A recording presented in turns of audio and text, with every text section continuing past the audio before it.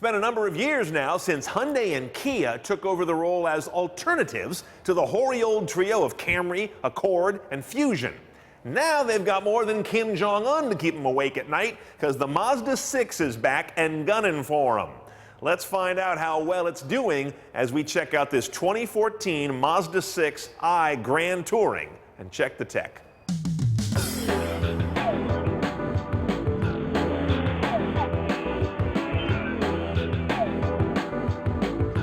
Now, right off the bat, you can see Mazda tore everything up and started over again. Look at this car. I mean, it used to be in a perennial race with Camry to be the car you least wanted to be seen in. Now it's entirely the opposite. They de-goofified the face and got rid of that dopey Pixar grin that all the other Mazdas are still stuck with. This is a handsome car. I see this metamorphosis a lot like what happened with the recent Ford Fusion redo, except this car stays hot all the way around the rear, where the Fusion kind of gets a little lumpy around the butt.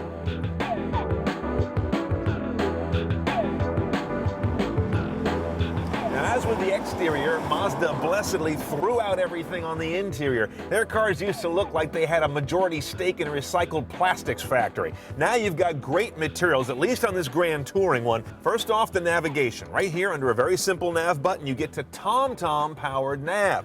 One of the things I like about it is simplicity. If you get stuck or lost, you're not a techie, all you got to do is stab at the screen and up comes the home menu to do simple things. That's part of the TomTom DNA right there.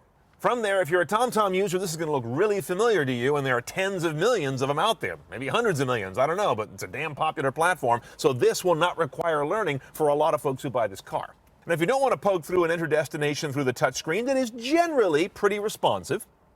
You can also use this controller. This is kind of a takeoff from the iDrive controller in that it has a lot of shortcut buttons around it. That's a page they've taken from BMW, along with turn, kick, and push.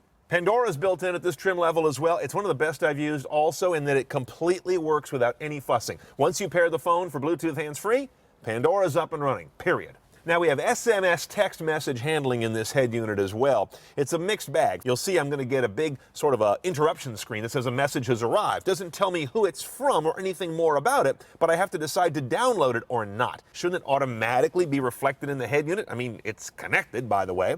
This typically is where it really falls down. I did a bunch of tests with text messages. It took 18 to 20 seconds on average for the text to download. It's already on my phone. So you're telling me it takes that long for that SMS to go from here to here?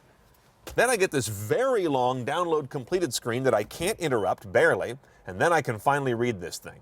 Now, once you get it, you can reply with canned responses only. There is no sort of voice dictation, free-form reply, which also limits the system.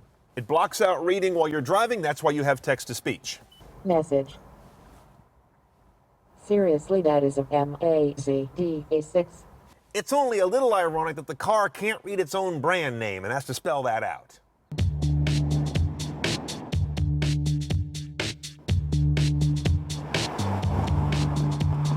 Now, before I tell you about the engine in this car, let me tell you about Mazda's family of engine technologies, because they go by the name Skyactiv, which doesn't tell you anything about them. It's one of the worst engine brands I've ever heard of. Here's what it consists of, though. First of all, very high compression, 13-to-1, which gets a lot of power out of a given amount of fuel. The downside is it always wants to pre-detonate, spark knock, basically. To manage that, they've got several technologies, including a 4-2-1 exhaust manifold and outlet. That, they say, draws heat away from the engine faster, combating pre-detonation.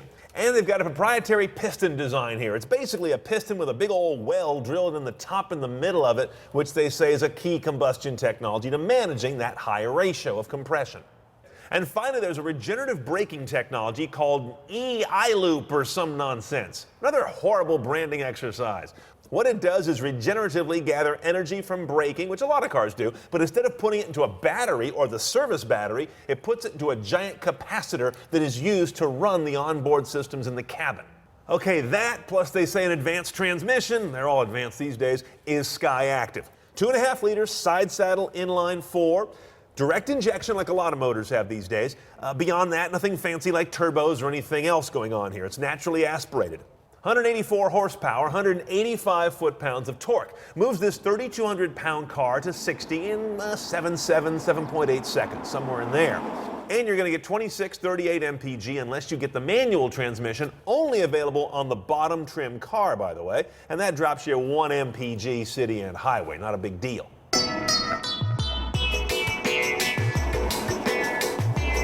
Before I even noticed the engine, I noticed the transmission. I was sure it was a CVT, a continuously variable transmission. It's not. It's a 6-speed automatic, and that's no compliment. But that's how kind of vague and almost slippery I find this transmission. I'm not sure if it's the gearbox or if it's the way that the programming is operating power flow to it, but either way, it's not a real well-engaged feeling. It always feels kind of rubber bandy. So once you get through all that, how's the engine? It's nothing notable. I don't know if it's the transmission getting in the way or not, but there's no urgency on this engine. It doesn't mean it's not adequate, but there's no urgency. There's no real kind of, cut and thrust in there. It's very numb in some aspects. None of which is to say this is not a fun car to live with as much as it's not a fun car to drive. You know the difference? I mean, one is about driving lean forward, the other one is about using a car every day. Real good in the latter, not so much in the former. Okay, they sent us a Mazda 6i Grand Touring, and that's probably the right model I'd go with to go CNET style. Here's how I'd set it up. Start with that top trim car. It's $30,006 delivered.